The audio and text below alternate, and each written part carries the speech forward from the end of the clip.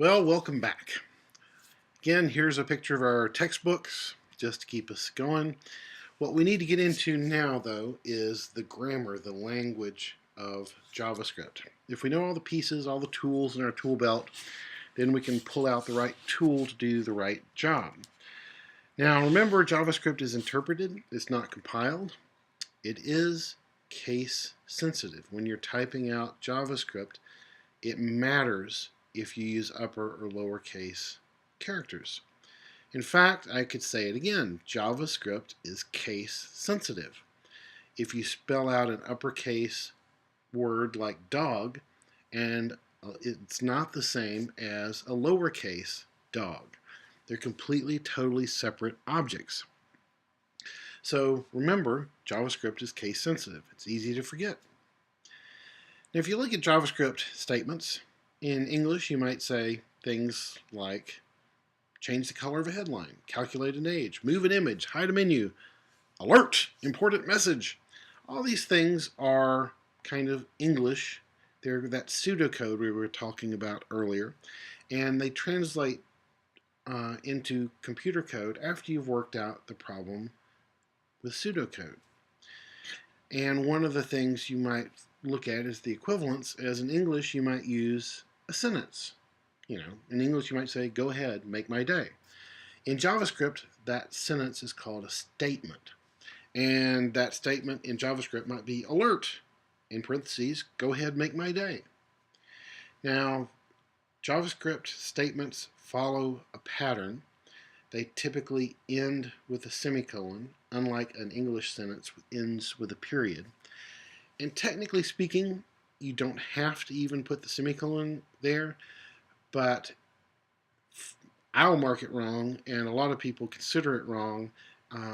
It's just one of the things that JavaScript is a little bit lax on, but it will really, really cause you problems down the road. There are ways of minifying JavaScript, making it a smaller file size, that depend on these semicolons. So go ahead, use semicolons. For our course, you have to have them. So you consider these things parts of speech, nouns and verbs in English. In JavaScript, we call them variables and functions. A noun in English is roughly equivalent to a variable in JavaScript. A verb in English is roughly equivalent to a function in JavaScript. So in English, dog, JavaScript, dog, all lowercase. But in English, the dog might run. But in JavaScript, the way you can tell a verb from a noun is verbs almost always have parentheses after them.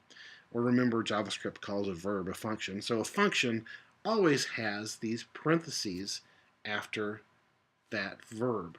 So you can tell nouns from verbs very easily with the parentheses.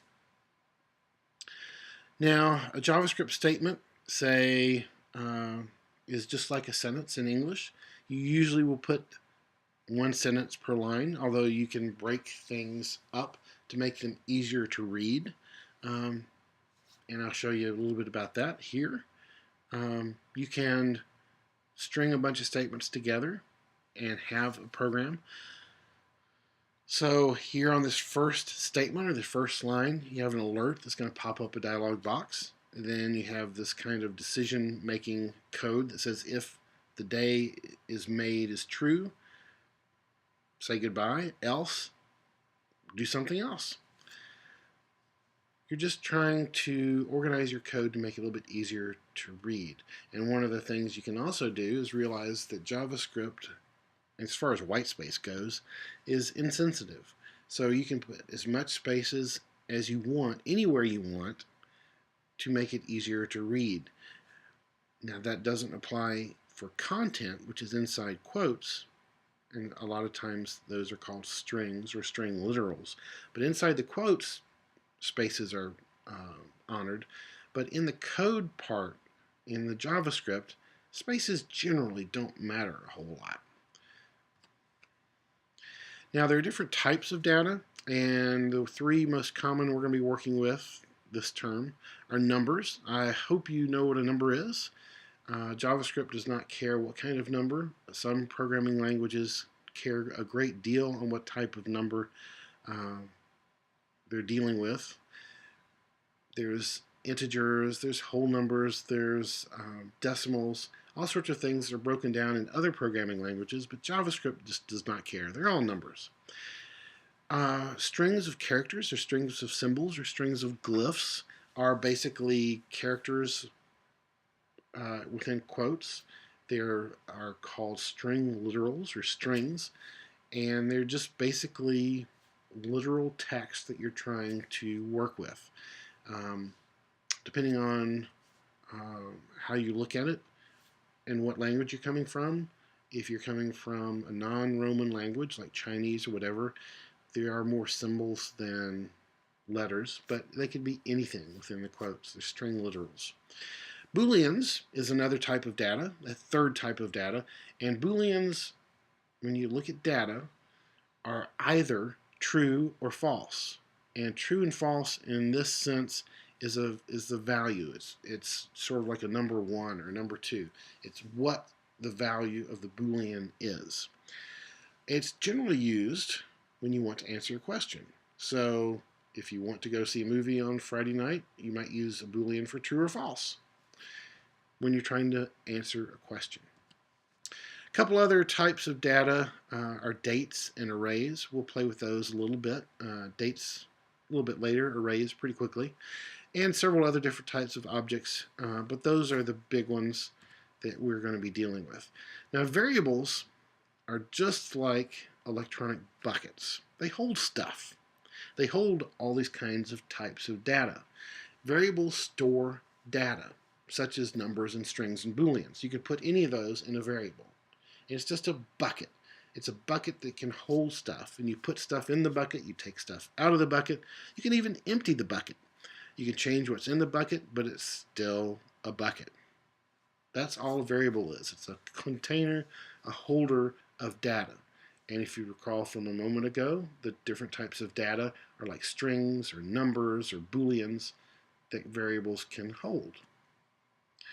Now, variables kind of do this two-step dance because you've got to tell JavaScript, I'm going to use a variable, or you're going to create it, or in programming parlance, that's kind of called declaring the variable. You're going to say, hey, JavaScript, I need to make a variable. You got to give it a name so that we're all talking about the same stuff. So when you're creating a variable, on the left-hand side, you use this keyword in JavaScript that says, hey, JavaScript, I'm creating a variable, and that's var, V-A-R. And then you give it a name, and then you end every statement with a semicolon. So you have var high score, semicolon. It's one statement. It creates a variable called high score. And the same with first name and address. You've got 3 variables there at the end. Now, a few rules on how variables can be named. Variable names must begin with a letter, a $, or an underscore. Names can only contain letters, numbers, $, and underscore. So you can't begin a variable name with a number. There's a test question on that. You cannot create a variable name that begins with a number. Variable names are case sensitive, and you also want to avoid keywords when you name variables. If you name a variable after a reserved word or a keyword for JavaScript, it gets really confused because it saves a few words for itself. So there's a listing in your book, in either of those books, of the reserved words for JavaScript. When you use a variable, you declare it first. You say var score, and then you put something in this bucket. You have this variable, this bucket. You've declared it, saying, hey, I'm creating a bucket called score. And to put something in it, you use this assignment operator. Basically, it's an equal sign. You're saying score equals 0 or score equals 22 or whatever. You're just putting something in the bucket. So we'll say, for instance, var, declaring a variable. The name is first name. And then you're going to put the string literal Peter inside that variable. And like I said, JavaScript doesn't care what kind of variable it is.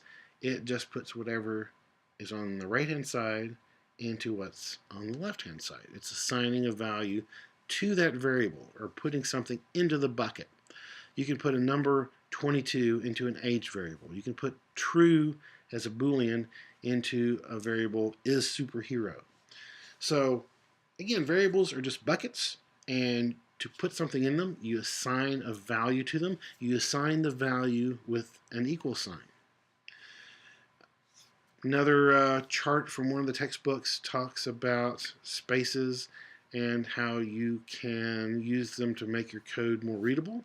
Just want to point that out because it's nice to come up with a style that's uniquely yours, but is something that you understand well. So, assignment operator tells. It's a command. It says, hey, I want you to assign this value to this variable.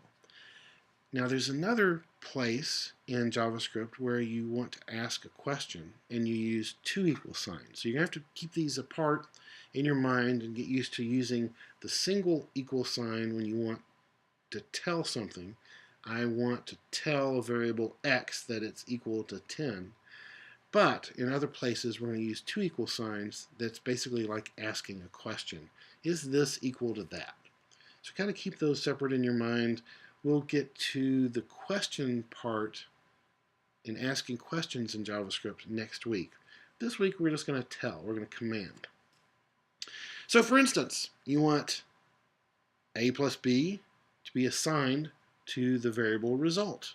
We've already defined it somewhere else, so we're saying result equals a plus b. And all these things would have to have been declared beforehand. Now, if you're comparing something, if you want to ask a question, and this is we're going to get more into next week, you can say if a is equal to b, and do some code. Now, there are all sorts of different operators you can use. You don't have to say a plus b. You can do a minus b, or a times b, or a divided by b. All the different math operators have symbols in JavaScript. So when you're looking at basic math, you've got addition, you've got subtraction, you've got multiplication, you've got division.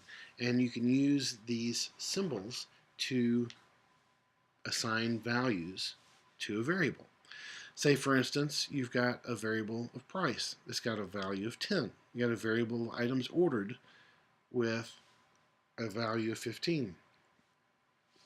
Then you can take price times items ordered and throw it into a variable total cost. So it's really, really pretty neat to be able to manipulate the different values and put them in places and put them in buckets that make sense for them. Just like